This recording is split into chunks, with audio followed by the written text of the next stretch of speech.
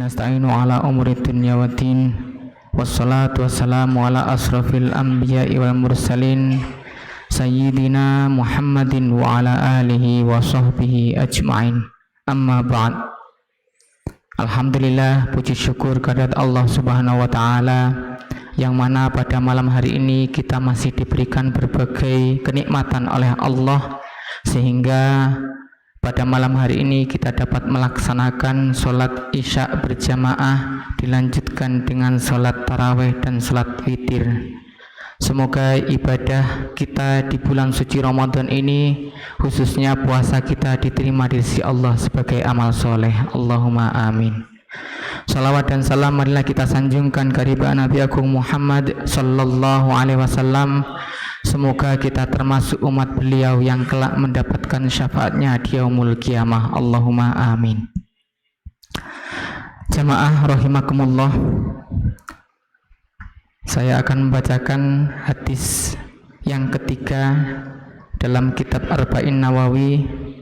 An Abi Abdurrahman Abdullah bin Umar bin Khattab radhiyallahu anhuma qala sami'tu Rasulullah sallallahu alaihi wasallam yaqulu bunyal islamu ala khamsin syahadati alla ilaha illallah wa anna muhammadar rasulullah wa iqamis salah wa ita'iz zakah wa hajjil baiti wa sawmi ramadan.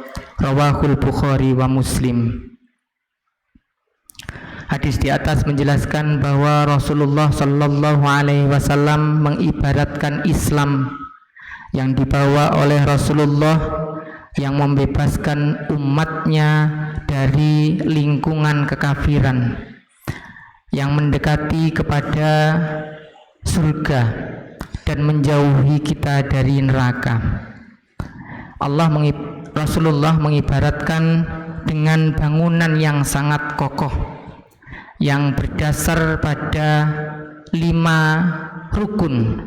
Di antaranya yang pertama adalah syahadati alla ilaha illallah wa anna muhammadar rasulullah, kesaksian bahwa tiada Tuhan selain Allah dan kesaksian bahwa Nabi Muhammad adalah utusan Allah. Ini berarti bahwa kita benar-benar meyakini, benar-benar mengakui keberadaan dan juga keesaan Allah Subhanahu wa taala dan membenarkan kerasulan Nabi Muhammad sallallahu alaihi wasallam dengan risalah yang dibawanya.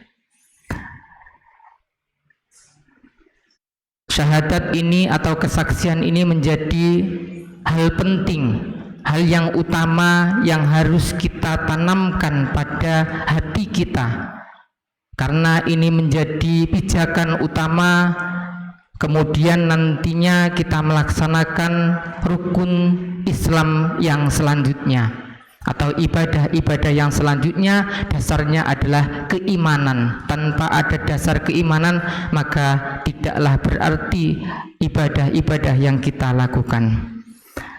Maka kemudian ada sebuah hadis yang menyebutkan man qala la ilaha illallah mukhlishan dakhalal jannah. Barang siapa yang mengucapkan la ilaha illallah secara ikhlas dengan penuh keikhlasan, maka ia akan masuk surga. Maka kesaksian la ilaha illallah wa anna muhammadar rasulullah ini menjadi hal yang utama yang harus kita yakini, harus kita tanamkan pada diri kita, sehingga ibadah-ibadah ataupun rukun-rukun Islam yang selanjutnya kita laksanakan itu memiliki arti bagi diri kita masing-masing. Kemudian rukun yang kedua adalah iqamis shalah, mendirikan salat. Yang dimaksud mendirikan sholat dalam hal ini adalah memelihara sholat dengan melaksanakannya pada waktunya, sholat 5 waktu. Kemudian lengkap dengan syarat dan rukunnya, serta kita menjaga adab dan juga sunnah-sunnah dalam sholat yang diajarkan oleh Rasulullah Sallallahu Alaihi Wasallam, sehingga kemudian harapan yang kita inginkan dari sholat adalah dapat membuahkan kekuatan dalam jiwa kita, dalam jiwa seorang muslim untuk meninggalkan kemaksiatan, untuk meninggalkan kejahatan. Sholat ini merupakan pedoman bagi kaum muslim dan juga identitas bagi seorang yang mukmin. Artinya bahwa ketika kita mengaku muslim, maka pedoman kita yang kita lihat adalah sholat kita. Ketika kita mengaku mukmin, maka identitas yang kita miliki adalah identitas pelaksanaan sholat. Sehingga ada hadis yang menyebutkan bahwa inna bainar rajuli wa bainal kufri wasyirki tarkus sholah, bahwa yang membedakan antara seorang yang mukmin dengan seorang yang kafir adalah sholatnya. Ketika dia meninggalkan sholat, maka ia dihukumi sebagai seorang yang kafir, dan ketika rajin melaksanakan sholat, maka dia disebut sebagai mukmin yang sejati. Kemudian yang ketiga adalah itaiz zakah. Rukun Islam yang ketiga adalah menunaikan zakat. Zakat yang kita tahu ada zakat fitrah dan juga ada zakat mal. Zakat fitrah kita keluarkan ketika di bulan suci Ramadan untuk membersihkan jiwa kita. Tentu di sana ada syarat rukun yang harus, ketentuan-ketentuan yang harus kita penuhi. Kemudian zakat mal ini zakat dari harta benda kita yang sudah memenuhi nisab dan sudah memenuhi ketentuan-ketentuan untuk kita mengeluarkan zakat mal. Ada 8 golongan yang berhak untuk menerima zakat, yakni ada fakir, ada miskin, ada amil, ada mu'allaf, ada riqab, ada gharim, ada sabilillah, dan juga ada ibnu sabil. Zakat ini merupakan ibadah maliyah atau ibadah yang bersifat harta, yang dapat menciptakan keadilan sosial dan juga tentu menghilangkan kemiskinan serta menumbuhkan rasa kasih sayang kita, menumbuhkan rasa simpati kita, menumbuhkan rasa hormat di antara kaum muslimin. Kemudian rukun Islam yang keempat adalah hajjil baiti. Melaksanakan haji ke Baitullah dengan ketentuan kita mampu dalam segi biayanya dan juga jasmani kita. Sehingga ibadah haji ini disebut sebagai ibadah maliyah dan juga ibadah badaniyah. Ketika kita belum mampu untuk biaya atau ongkos naik haji, maka belum ada kewajiban bagi kita untuk melaksanakan ibadah haji. Begitu juga ketika kita memiliki kelemahan atau kemudian kekurangan di jasad kita sehingga kita tidak bisa melaksanakan ibadah haji, maka tidak ada kewajiban bagi kita untuk melaksanakan ibadah haji. Kemudian yang kelima adalah shaumi Ramadan, puasa di bulan suci Ramadan. Ibadah puasa ini dimaksudkan untuk mensucikan jiwa kita, meninggikan ruh kita, dan juga mensehatkan jasmani kita.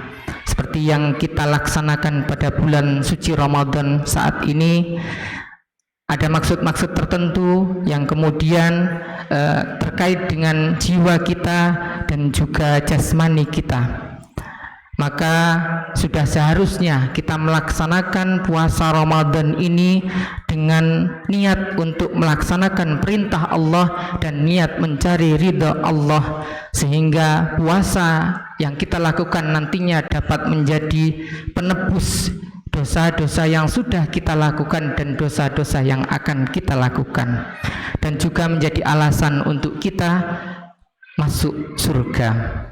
Jamaah rahimakumullah, ada beberapa hal penting yang perlu kita pahami dari hadis di atas, bahwa yang pertama ada hubungan yang sangat erat antara rukun Islam yang satu dengan rukun Islam yang lainnya, sehingga barang siapa yang melaksanakan rukun Islam yang 5 secara sempurna, maka dia adalah seorang muslim yang sempurna imannya.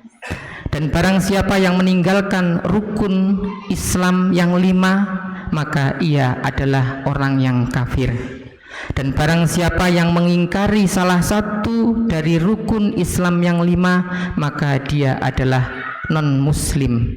Dan barang siapa yang percaya semua rukun Islam yang 5 dan mengabaikan salah satunya selain syahadat karena suatu kemalasan yang ada pada diri kita, maka dia adalah orang yang disebut dengan fasik. Dan barang siapa yang melakukan rukun Islam yang 5 dan mengharapkan pujian dari orang lain dalam melaksanakannya, maka dia adalah orang yang munafik. Kemudian poin yang kedua, bahwa makna ibadah dalam Islam bukanlah bentuk dan wujudnya, akan tetapi yang dimaksud ibadah dalam Islam adalah tujuan dan maknanya serta pelaksanaannya. Maka tidak ada kemanfaatan ketika kita melaksanakan sholat, akan tapi sholat kita tidak dapat mencegah dari perbuatan keji dan mungkar. Begitu juga puasa yang tidak dapat meninggalkan pelakunya dari melaksanakan sesuatu yang tidak ada manfaatnya, maka tidak juga memberikan manfaat kepada kita. Sebagaimana juga tidak diterima haji dan zakat seseorang karena diniatkan untuk riya atau hanya reputasi dunia belaka. Namun ini tidak berarti meninggalkan ibadah-ibadah atau meninggalkan rukun-rukun Islam yang lainnya jika tujuannya tidak atau belum tercapai, melainkan yang diharapkan, yang dimaksudkan dalam hal ini adalah memaksa jiwa kita untuk melaksanakan rukun Islam dan ibadah-ibadah yang lainnya agar kita ikhlas melaksanakannya hanya karena Allah Subhanahu wa Ta'ala, sehingga dapat mencapai tujuan yang kita maksudkan dari ibadah yang kita lakukan sedikit demi sedikit. Kemudian poin yang ketiga yang perlu kita perhatikan adalah bahwa hadis di atas menunjukkan bahwa Islam adalah suatu keyakinan dan juga disertai dengan tindakan. Tidak ada tindakan yang memiliki kemanfaatan tanpa kita dasari dengan keimanan, dan tidak ada keimanan yang tanpa adanya perbuatan atau ibadah soleh, amalan soleh yang kita lakukan. Maka antara keimanan dan juga tindakan harus kita lakukan secara bersama-sama. Demikian yang dapat saya sampaikan. Kurang dan lebihnya mohon maaf. Ihdinas siratal mustaqim. Akhiru qouli wal afu minkum. Wassalamualaikum warahmatullahi wabarakatuh.